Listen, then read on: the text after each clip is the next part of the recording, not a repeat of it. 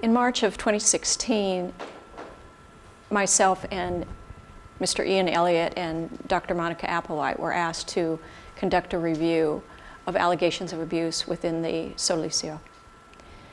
We conducted that work over a period of 12 months and have finished that work. We have completed a report that is in two parts. The first part of the report has to do with sexual abuses and other abuses committed by Luis Fernando Fragari. And the second part of the report has to do with other abuses committed by other Sodalites, covering a time period from 1971 until the recent years. We found through our review that a number of Sodalites had committed acts of abuse, sexual abuse, physical abuse, psychological abuse, as well as sexual manipulation of others. Some of the victims of abuse, sadly, were minors. There were at least 5 Sodalites, including Luis Fernando Fragari, who abused minors. There were several men who sexually abused adults as well. And the details of the numbers of persons abused and the numbers of abusers are found in our reports. To conduct our review, we interviewed over 245 persons.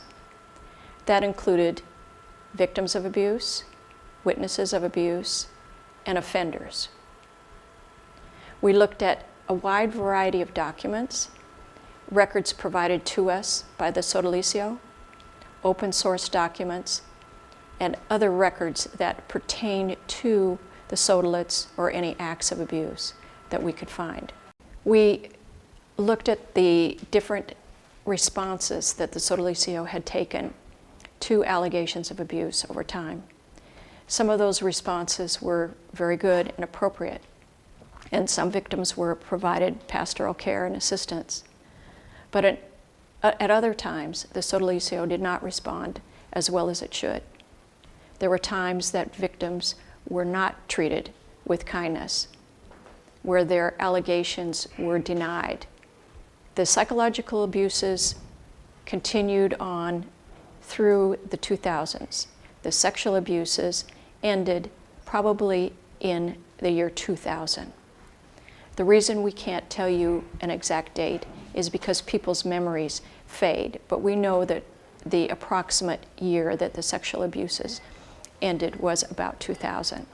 We were also asked to review allegations that some of the individuals who had sexually abused minors had collaborated or had some sort of conspiracy. We found that each of the offenders who abused minors did so individually without any type of collaboration or conspiratorial effort with other individuals. All of the acts of abuse with minors were done between one offender and one minor. We also looked at allegations of abuse, psychological and physical, and many of those happened within the formation system and within what is called a community experience. Although we started working with the Sodalicio in March of 2016, over the past 5 years or so, the Sodalicio has been assisting victims in a more structured manner than they were in the past.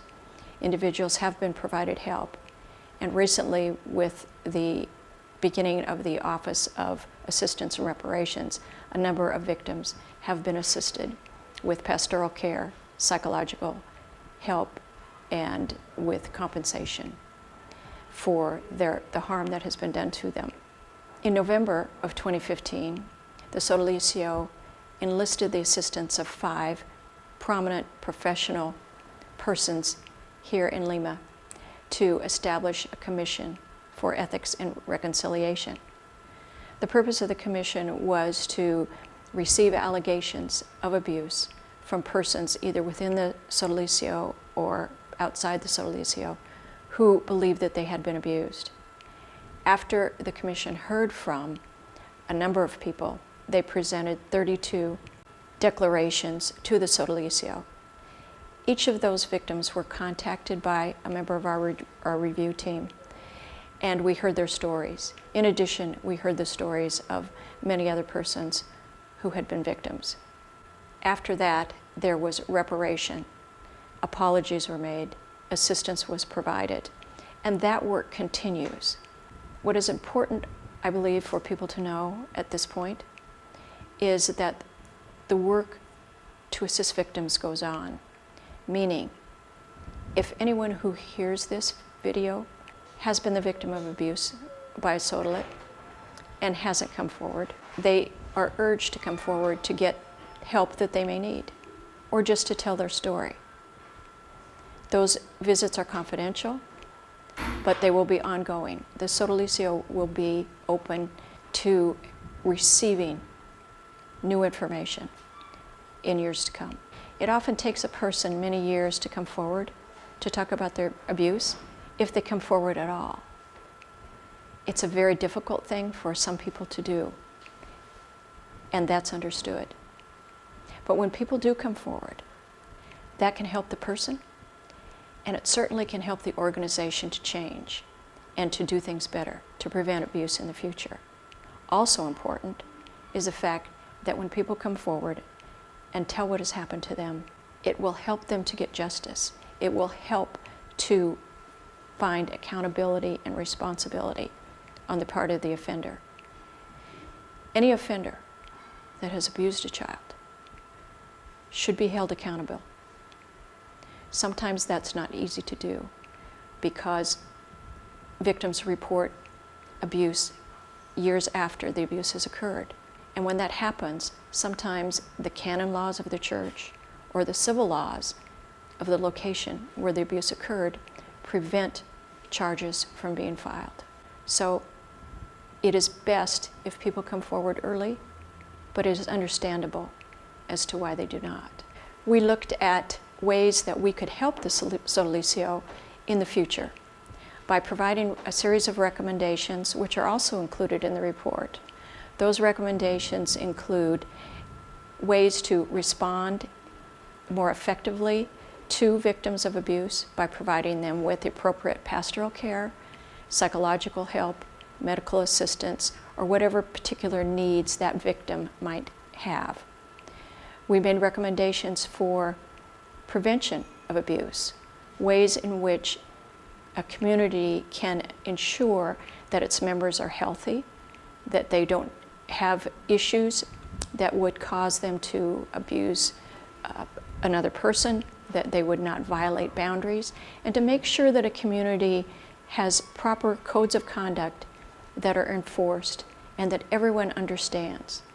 We've made recommendations for additional training. Some training has been received in the last year about abuse awareness. That's an important part of prevention. One of the most important aspects of our work was to make certain that within the Sodalicio there was a safe environment for the people that participate in its ministries.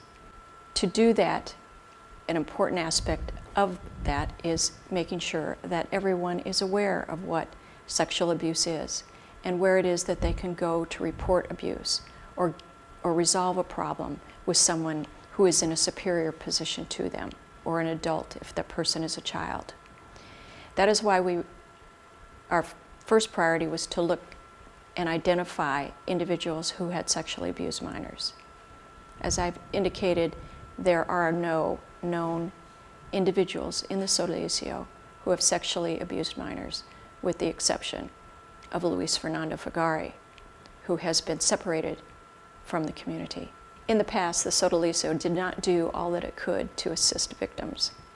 Sometimes victims were accused of lying, or they were mistreated by other members of the Sodalicio after they had come forward with an allegation. It's very important for any organization that has problems such as abuse to be as transparent as possible about what has happened and what they are going to do to make sure it doesn't happen again. To that end, prevention has been another one of our priorities by providing recommendations to the Sodalicio that will help them in the future to become a better and a safer community.